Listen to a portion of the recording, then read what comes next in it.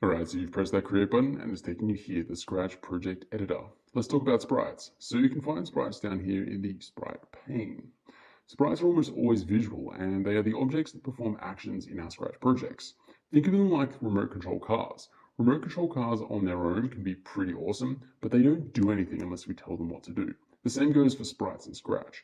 We can draw the most awesome sprite ever, but unless we tell it what to do, it won't do anything.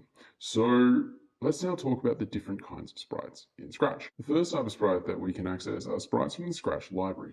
You can just go ahead and scroll this massive long list. You can sort it by the labels up here, and you can also enter in the search field. So if we want to find these bananas here, we can just type in bananas, but I'm pretty sure if we also type in fruit, it'll include bananas in that search, which is pretty neat.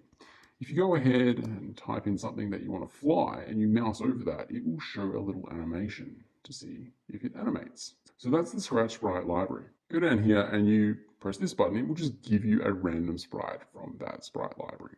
Okay, the next type of sprite that you can make is when you paint a sprite. So you can just go in and draw into your heart's content. Now that's pretty ordinary, so let's just go ahead and delete that and let's go into our third type of sprite, which is an upload sprite. We're going to unpack more of the drawing in a second. So let's upload a sprite. The sprite that we're going to upload is the pile of poop emoji. And the reason for that is students in my class absolutely love this emoji, so I'm just going to give the mob what it wants. Let's go ahead and press the costumes tab now of our pile of poop emoji. We can give it a new name, just call it pile of poop. Beautiful. All right, so now we're in our pile of poop emoji, or our sprite here, in the first costume. You'll see that it's quite pixelated or a little bit blurry. It's not as crisp as you would have seen it at a smaller resolution. The reason for that is currently a bitmap, and a bitmap is just a grid of pixels. Remember, a pixel, if I just zoom in here, is just like a little square on the screen, a little square of light. So if I were to make this much bigger in our full screen mode, you'll see our Scratch Cat is lovely and crisp still, but our pile of poop emoji is quite blurry. So how do we get around that? Well, what we need to do is we need to convert our pile of poop emoji to a vector. So we've gone ahead and done that now, but that hasn't solved our problem because it's still quite blurry. So what we need to go and do now is we actually need to trace over our pile of poop emoji to recreate it using vectors. Now vectors are just a way of giving mathematical instructions to draw images on the screen. We don't need to know the ins and outs of that. We just need to know that once we've created a vector, it's going to look crisp at any resolution.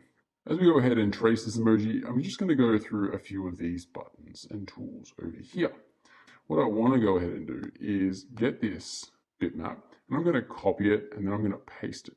The reason for that is I just want a reference, because we're going to be tracing this emoji. It's going to be hidden behind our vector, so we want to copy here so we can refer back to it. Okay, let's go again and get our paintbrush tool. I'm going to go ahead and get the eyedropper tool so I can get that nice chocolatey brown color. All right, now I've got my paintbrush tool here. We can change the thickness of that tool. We can maybe change it down to, let's go 7. 7's a lucky number, isn't it? And what I'm just going to do now is literally just trace over it. Now it's okay if it's looking a little bit rough here, that's fine. I'm going to speed this up so you can see it a bit quicker. So I'm pressing this arrow tool now to select the color or the paintbrush that I just painted. I'm going to send it all the way to the back, so that's now behind this bitmap. If I press forward, it's now just going to jump back in front of that bitmap. So these are called layers, and we can layer our image nicely like that. Okay, so as we look over here, our pile of poop's looking all right, and if we blow it up, it's looking pretty good. You can still see the blurriness of the bitmap behind it, but it's going all right.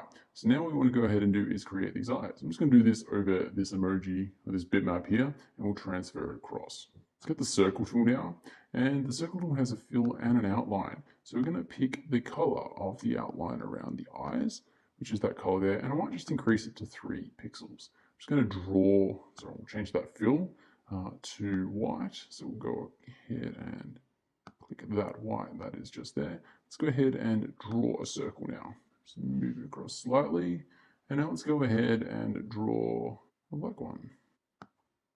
Cool, so what I can go ahead and do now is click both the pupil and the eyeball, and I can group them. So now if I click off, I can just move the whole object. So going to move that directly across. If I hit the Shift key, it'll drag it in a nice straight line for me.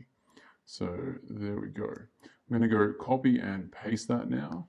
And now we have both of our eyes. And we can create a googly eye emoji if we wanted to, but we'll just leave that one as is. Cool. I'm going to go ahead now and we are going to go and create this mouth. So let's create our outline and let's go ahead and draw our circle. Cool. Now let's go ahead and check out this tool here. So if I click on it, it's a reshape tool. I can go ahead and drag one of those points down to change the shape of the mouth, which is pretty neat. If I click back to this tool here, this is a move tool, and it will move the whole shape. So if I just nudge that with my keyboard keys, we can see that now we have the mouth of our emoji. And I can just bump up that stroke to make it a bit thicker. Let's drag that across. Cool, and our poop emoji is going pretty good. Now you can go ahead and put in some final touches. You can put in the gradient there, the way that you would do that. Jump into your fill with the shape selected. You can go ahead and play around with these gradients. So let's just make that slightly gray. See, that's from the bottom. We're going to swap that around so it's from the top now. There we go. We've got that little gradient in there now. So I'm going to go ahead and delete that bitmap, and we can delete the bitmap that is behind it now. And we can also delete our cat sprite. And you can see we've got our poop emoji, and there's a couple of little holes in there that we could go ahead and fix. All right, and then we have our poop emoji, which is in a vector form now. So we can increase the size of this up to 200, and it is looking pretty good. Although, yeah, it is still a little bit wonky on the size there, but that's just down to my drawing. If we make that really tiny, it's going to look pretty cool as well. There we go. There are also some awesome websites out there where you can draw your own sprites, and I'll link to them in future videos. All right, there's also another way that we can upload a sprite. And I've got rid of that screenshot, and I just want to talk now about how to download a sprite or export it. There are two ways that you can do this. If I right-click on my pile of poop emoji down here, this sprite, you can export it. And if you export that option, it will export a Sprite3 file, and that you can import into other Scratch projects. The other type of export that you can do is when you right-click on a costume. So I'm going to do that now and export on a costume. And that exports an SVG, which is a scalable vector graphic. And what that does is you can import that into programs like Adobe Illustrator, or it can be a graphic that you use on the internet. So they're the two types of ways that you can download and share your sprites. The last thing I want to touch on is sprite packs. Sprite packs are Scratch projects where people have created a whole heap of sprites for you to use in your personal projects. They're not for commercial use, they're just for personal use. So let's go ahead and click on one of these to see what they look like inside. Okay, so we're in this Super Mario sprite pack now, and as you can see, the nuclear duck has gone ahead and created a whole bunch of sprites for us that we could use in our Scratch projects, which is just unreal. So thank you, Nuclear Duck. You can go ahead and Google Scratch sprite packs and